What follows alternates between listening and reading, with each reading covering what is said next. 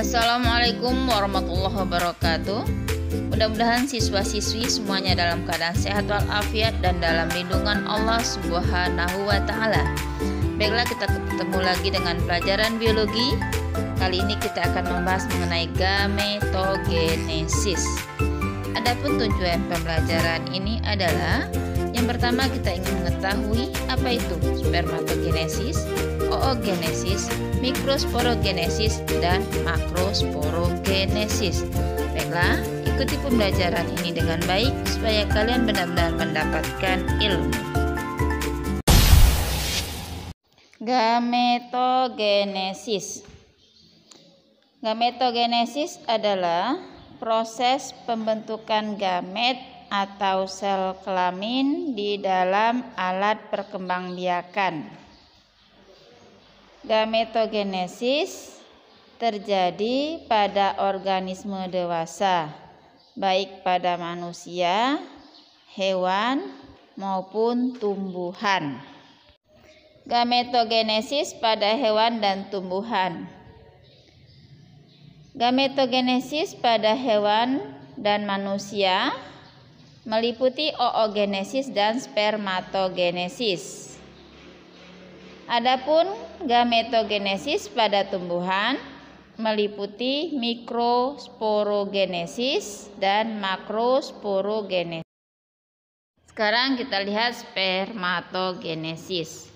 Meiosis pada hewan jantan terjadi di testis. Produksi sperma dimulai dari sel primordial diploid yang disebut spermatogonium. Sel ini membesar menjadi spermatosit primer. Lalu mengalami meiosis 1 menghasilkan 2 spermatosit sekunder dan meiosis 2 menghasilkan 4 spermatid. Perhatikan bahwa setiap hasil pembelahan meiosis sel sperma memiliki jumlah kromosom dan sitoplasma yang sama. Setelah meiosis 2, spermatid berkembang mengalami diferensiasi menjadi sperma matang. Setiap sel kehilangan sitoplasma dan inti sel membentuk kepala sperma.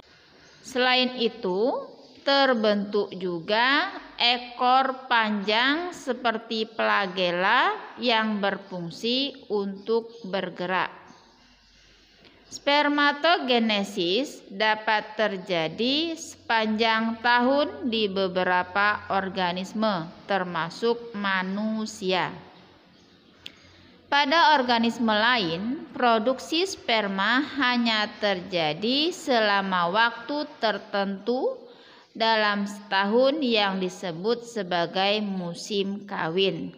Sebagai contoh, banyak spesies burung migran yang bereproduksi hanya selama musim semi dan musim panas. Selanjutnya, oogenesis.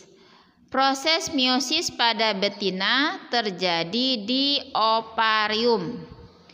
Proses produksi dimulai dari sel primordial diploid yang disebut oogonium. Sel ini berkembang menjadi oosit primer dan mengalami meiosis 1 dan meiosis 2. Pada akhir meiosis 1, pembagian sitoplasma tidak sama antar dua sel anak. Sel yang menerima sebagian besar sitoplasma disebut oosit. Sel lain disebut badan kutub yang akan mengalami degenerasi. Oosit primer mengalami meiosis 2. Sekali lagi, sitoplasma dibagi secara tidak merata. Hanya satu sel menjadi sel telur dan berisi sebagian besar sitoplasma. Sel lain disebut polosit. mengalami degenerasi juga. Tujuan pembagian sitoplasma yang tidak merata untuk menyediakan sel telur dengan nutrisi yang cukup untuk mendukung zigot berkembang selama beberapa hari pertama setelah pembuahan. Pada umumnya, meiosis 1 tidak langsung dilanjutkan meiosis 2. Pada manusia, misalnya meiosis 1 dimulai pada jaringan ovarium embrio sebelum kelahiran dan tidak berlanjut setelah profase 1. Kelanjutan meiosis 1 terjadi setelah perempuan mencapai pubertas. Biasanya hanya satu oogonium mengalami proses ini setiap bulannya. Produksi telur berhenti saat menopause yang biasanya terjadi antara 40 sampai 50 tahun. Oke, berikutnya mikrosporogenesis. Proses pembentukan gamet jantan pada alat kelamin jantan tumbuhan disebut juga mikrosporogenesis. Mikrosporogenesis terjadi di dalam kepala sari dan menghasilkan serbuk sari. Dalam kepala sari terdapat mikrosporosit atau sel induk mikrospora. Mikrosporosit mengalami pembelahan meiosis 1 dilanjutkan dengan pembelahan meiosis 2, membentuk 4 mikrospora yang disebut tetrat. Pada perkembangan selanjutnya, keempat mikrospora terpisah satu sama lain membentuk serbuk sari. Inti serbuk sari mengalami mitosis, membentuk inti vegetatif dan inti generatif. Pada angiospermi, inti generatif membentuk 2 inti sperma. Dengan demikian, serbuk sari yang telah masak mengandung 3 inti haploid. Selanjutnya, makrosporogenesis atau megasporogenesis. Proses pembentukan gamet betina pada alat kelamin betina tumbuhan yang disebut juga megasporogenesis. Megasporogenesis terjadi di dalam bakal buah atau ovarium dan menghasilkan megaspora. Sel induk megaspora mengalami pembelahan meiosis 1 dan meiosis 2, membentuk 4 megaspora haploid. Pada angiospermi, hanya 1 sel megaspora yang fungsional dan 3 lainnya mengalami degenerasi.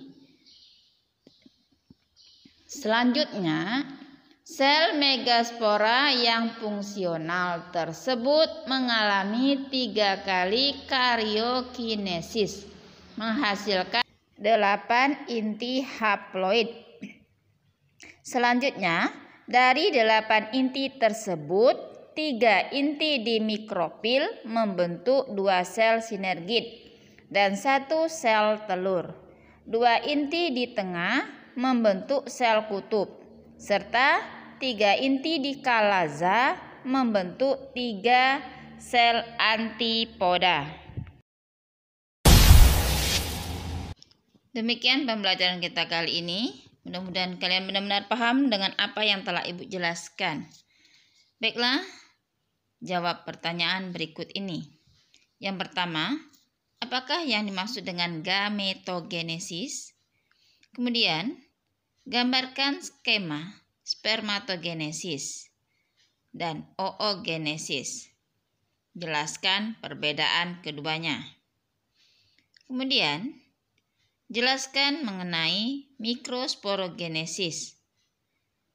Dan apa yang dimaksud dengan makrosporogenesis. Baiklah, mudah-mudahan kalian benar-benar paham dan bisa mengaplikasikannya. Sekarang kita tutup pembelajaran ini dengan mengucapkan wassalamualaikum warahmatullahi wabarakatuh.